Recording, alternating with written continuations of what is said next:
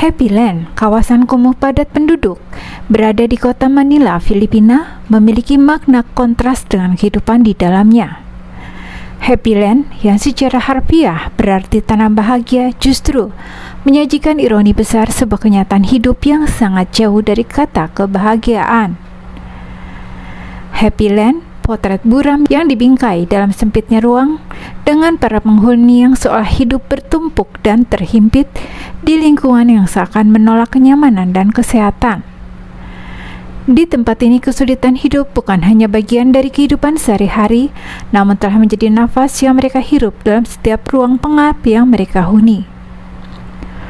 Tondo yang merupakan tempat di mana Happy Land berdiri, bukan hanya distrik terbesar di kota Manila, tapi juga tempat kumuh terbesar dan terburuk di kota Manila yang menjadi rumah bagi sekitar 631.000 jiwa, yang sebagian besar dari mereka tinggal di jalanan atau gubuk yang tampak kumuh.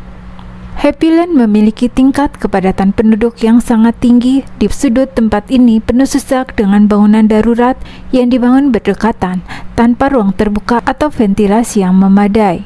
Jalanan sempit hanya bisa dilalui oleh pejalan kaki atau sepeda motor yang menjadi akses utama, diapit oleh sampah dan sisa makanan yang sering menumpuk di jalanan karena kurangnya sistem pengelolaan sampah. Filipina merupakan salah satu penyumbang sampah plastik terbesar di dunia yang ditemukan di lautan. Plastik itu akan dibawa ke Happy Land dan dijual ke pengepul rongsok. Di Plastic City, botol-botol ditimbang dan dijual ke perusahaan-perusahaan daur ulang seperti Infinity Aid Trading and Marketing Corporation. Lalu perusahaan mendaur ulang plastik menjadi pelet yang kemudian dijual sebagai bahan baku untuk membuat ulang botol dan karton makanan.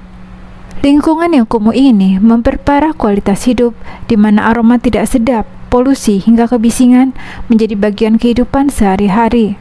Begitu buruknya kawasan ini, bahkan jalan setapaknya sudah berubah menjadi tumpukan, sampai di sini jalanan tidak terlihat karena telah ditutupi oleh kantong-kantong plastik tua, kemasan kosong dan jenis sampah lain yang membentuk jalan yang dilalui sehari-hari. Sebagian besar keluarga di Happy Land tidak memiliki rumah dengan kamar yang terpisah-pisah atau tanpa ruangan. Tempat tinggal mereka adalah ruangan kecil tanpa sekat yang rata-rata berukuran 9 meter. Dalam ruangan ini, sekitar 10 hingga 15 orang harus berbagi atap dinding serta lantai yang berfungsi sebagai tempat tidur, dapur, ruang makan, dan kadangkala tempat bekerja serta tempat bercengkerama.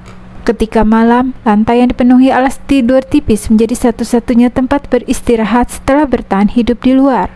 Karena tinggal di ruangan sempit, ketika tidur, setiap anggota keluarga terpaksa harus bergantian posisi. Seperti jika ada yang merasa sudah kesempitan, maka posisi tidur harus bergantian dengan anggota keluarga lain. Ketika melakukan pergantian posisi tidur, harus dilakukan dengan sangat hati-hati agar tidak mengganggu tidur keluarga yang lain. Bahkan penggunaan bantal dan kain sarung digunakan secara bergantian. Setiap inci di dalam ruangan memiliki arti nilai yang berharga bagi mereka. Tempat tinggal yang sempit ini diperparah dengan konstruksi bangunan yang tidak stabil, yang terbuat dari bahan-bahan bekas seperti papan kayu, seng, dan plastik. Tumpukan barang-barang yang tidak memiliki tempat penyimpanan, ventilasi yang buruk, dan pengap serta penuh sesak tentu saja sangat jauh dari kata standar layak umumnya. Bahkan udara segar sulit masuk dan hingga diperparah dengan aroma yang tidak sedap dari tumpukan sampah yang pengap yang bercampur dengan bau makanan yang dimasak dalam ruangan yang sama. Hal ini diperparah dengan suhu kota Manila yang panas dan lembab di malam hari, menambah tekanan, membuat mereka yang tinggal di dalamnya terbangun berkeringat dan merasa tercekik di dalam rumah mereka sendiri. Bagi anak-anak dan lansia, ini adalah pukulan berat bagi mereka. Anak-anak sulit untuk belajar dan bermain, terkurung dalam ruang sempit dan tanpa kebebasan untuk bergerak. Walaupun demikian, itu bukanlah satu-satunya masalah yang dihadapi di Happy Land. Keterbatasan ruang bukan hanya menjadi masalah di dalam rumah, di luar jalanan yang sempit yang hanya dilalui satu orang serta penuh sesak dengan rumah-rumah yang berdempetan, membuat akses ke toilet umum dan sumber air bersih menjadi perjuangan sehari-hari. Dan toilet umum ini digunakan berbagi dengan banyak keluarga lainnya. Kadang-kadang antrian panjang menjadi pemandangan biasa di mana setiap orang harus menunggu giliran untuk kebutuhan dasar ini.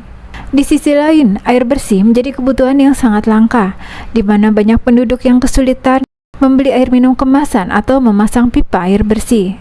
Untuk mencuci, mereka seringkali bergantung pada air sungai atau parit yang tercemar berat, yang mengalir lambat di antara limbah rumah tangga dan industri.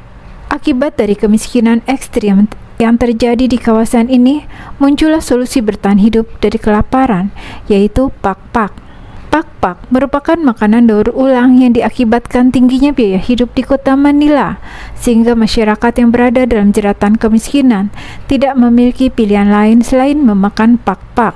Pak-pak terbuat dari kumpulan sisa makanan yang didapat dari sisa restoran cepat saji, seperti ayam goreng yang tidak laku atau kadaluarsa, kemudian cuci kembali dan dimasak kembali dan disantap. Happyland mulai dikenal sebagai kawasan kumuh sejak beberapa dekade lalu saat banyak pendatang dari berbagai provinsi pergi ke kota Manila untuk mencari pekerjaan di daerah pelabuhan serta industri sekitar. Seiring berjalan waktu, wilayah ini dipadati oleh komunitas yang berjuang memenuhi kebutuhan hidup mereka. Kebanyakan mereka mendirikan rumah dari bahan-bahan bekas seperti kayu dan seng. Kondisi ekonomi dan infrastruktur yang tidak mendukung menyebabkan kawasan ini tidak berkembang dan fasilitasnya pun sangat minim. Happyland adalah gambaran nyata dari krisis kependudukan di kota Manila, di mana ruang yang ada sangat terbatas, tidak layak untuk tempat tinggal. Tidak ada data resmi yang menetapkan luas pasti dari Happyland, karena kawasan ini merupakan kawasan ilegal dan tidak memiliki izin yang berkembang dari waktu ke waktu. Sebenarnya nama Happyland sendiri berasal dari kata Happy Land, yang di dalam bahasa Tagalog memiliki arti tempat pembuangan sampah yang berbau busuk.